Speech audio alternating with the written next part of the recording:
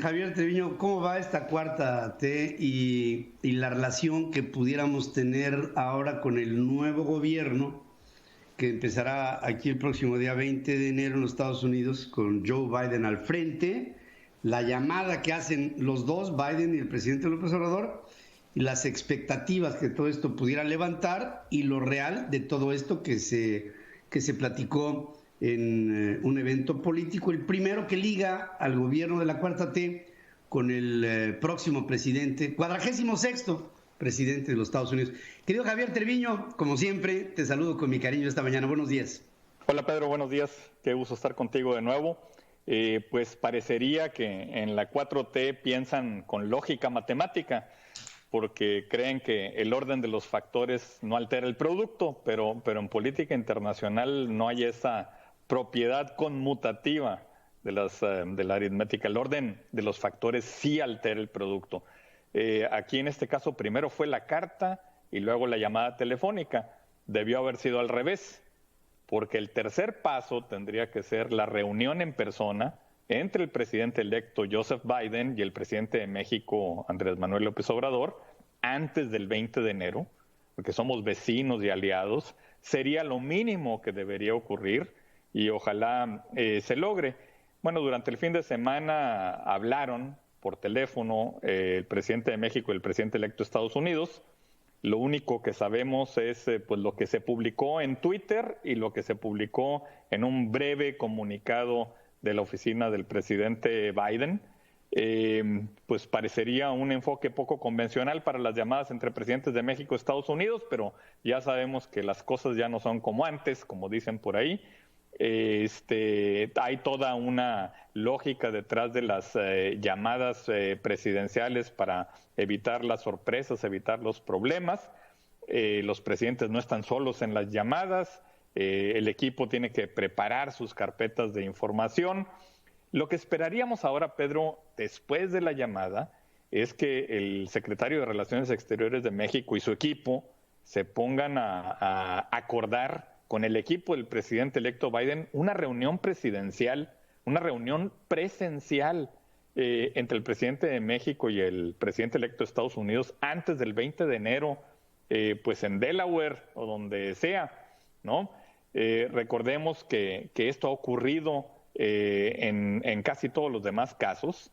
Y hoy vivimos un momento muy importante, estamos en el inicio de una nueva era en las relaciones internacionales, la pandemia, la recuperación económica, la confrontación entre Estados Unidos y China, la ambición de Rusia, el multilateralismo, el regreso de la diplomacia. Entonces el equipo del gobierno mexicano que prepare esta reunión podría al menos considerar, y yo estaba pensando en 10 elementos que habría que incluir de alguna manera en la agenda de la reunión. Uno es que la aprobación y firma del tratado entre México, Estados Unidos y Canadá pues reafirmó un compromiso con el libre comercio en América del Norte. Eso es muy importante. El TEMEC es un ancla fundamental para México. Por una parte, pues asegura el acceso al mercado de consumo más grande del mundo, pero por la otra y más importante, mantiene las políticas de liberalización de comercio, de eliminación de aranceles y barreras no arancelarias.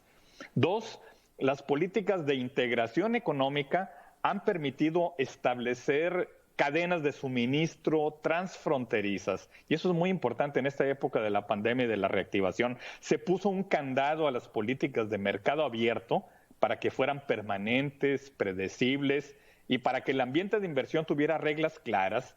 Los gobiernos tienen ahora que implementar el TEMEC y cumplir tanto la letra como el espíritu. Tres, el TEMEC fortalece a América del Norte y provee certeza a los negocios. El TEMEC, la proximidad geográfica y la naturaleza complementaria de las tres economías, pues hacen de América del Norte una opción atractiva para las empresas globales. Y cuatro, hay dos elementos que hacen al tratado todavía más valioso: la pandemia y la guerra comercial entre Estados Unidos y China, que va a permanecer. Entonces las compañías globales están buscando disminuir el riesgo y mover la producción más cerca de los consumidores. Aquí la geografía es fundamental. 5, debemos avanzar hacia una comunidad integrada, competitiva en América del Norte, y entender los beneficios, Pedro, de permanecer unidos como región. Tenemos que proteger la idea de una América del Norte fuerte por sus economías de escala, por sus inversiones confiables, por la posibilidad de generar más empleos y menos desigualdad. 6, los gobiernos deben armonizar las regulaciones, fortalecer el Estado de Derecho, eso es muy importante, desarrollar el capital humano, mejorar los cruces fronterizos, evitar las sorpresas. Es una visión que debe potenciar a nuestra región. La interdependencia y la reciprocidad fortalecen las cadenas de valor y aumentan la competitividad. 7, necesitamos mejores canales de comunicación entre los sectores público y privado en ambos países, promover y asegurar un ecosistema de inversión que sea seguro, que sea estable. Los muros, las amenazas, la hostilidad entre los países no nos llevan a ningún lado, Pedro. 8, es importante construir pues un esquema de prioridades a las que vamos a estar atendiendo y solucionando juntos como región. La inseguridad, el tráfico de drogas, temas de energía, cambio climático, Estado de Derecho, es realmente un ejercicio de responsabilidad en donde tenemos que entender que si la asumimos los dos países conjuntamente, podemos diseñar soluciones comunes. 9, tenemos la gran oportunidad para mover esa conversación más allá del comercio y de la inversión y pensar en la integración de América del Norte en energía, en cambio climático, en seguridad de los ciudadanos, en combate a la delincuencia organizada, en desarrollo de talento y capital humano, en movilidad laboral.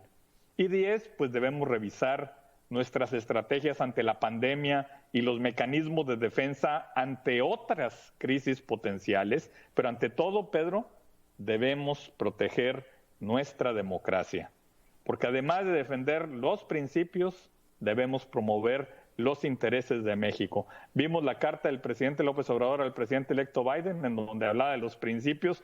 No se debe quedar ahí. Tenemos que promover los intereses de los mexicanos, los intereses de México. Sí, sin duda. Yo creo que hay temas pendientes hacia adelante que muchos son realizables. Yo creo que muchos con una buena organización, con voluntad política de los dos lados, se podrán hacer grandes puentes de comunicación, aprovechando nuestras fortalezas y subrayando en nuestra debilidad o nuestra serie de debilidades las intenciones para superar mucho de lo que pudieran marcar diferencias entre un pueblo y el otro, pero pues yo creo que ya tendríamos que formar una agenda asertiva, que es una palabra muy bonita en la diplomacia, porque la asertividad siempre te va a llevar a un nivel superior en la medida que haya trabajo, compromiso y sensatez para hablar abiertamente de los temas que nos unen a los mexicanos con los norteamericanos y dejar de hablar de vecinos distantes para hablar de vecinos que pueden tener entre ambos cortesías recíprocas que nos llevarían a un mayor entendimiento, Javier. Es correcto, Pedro. Y además, fuera de que escuchamos y leímos el día de ayer algunos reportes sobre la llamada y solamente se enfocan en los temas de migración, la verdad es que la relación, y por eso quise yo enfocarme más en el tema de América del Norte y la relación comercial, porque la generación de prosperidad en la región es fundamental y ahí es donde tenemos que estar trabajando y enfocando todas las baterías de la relación bilateral. Claro, en un marco pandémico, recesivo, en el que pues se tienen que tomar acciones particulares sobre algunas de las áreas en donde nos vamos a quedar con debilidad. Nada más imagínate tú a un México con un sexenio completo en recesión, lo que sería en términos de empleo, en términos de generación de un ambiente para hacer negocios en términos migratorios, cuando habrá millones de mexicanos que pudieran estar buscando el sueño americano, a veces de una manera conveniente, a veces de una manera desesperada. Esto no lo queremos ver y para esto hay que tomar medidas de previsión. Es correcto, y hay que promover la inversión. La única manera de salir de la recesión y de promover el crecimiento económico es a través de la inversión del sector privado y la creación de empleos. No hay otra receta, Pedro.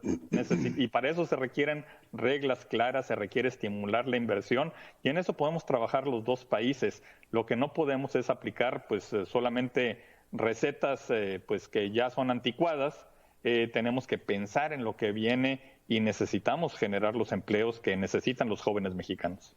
Ya lo creo que sí. Hermano, como siempre, gracias, Javier. Gracias por tu presencia aquí en Central FM Equilibrio. Te mando un abrazo.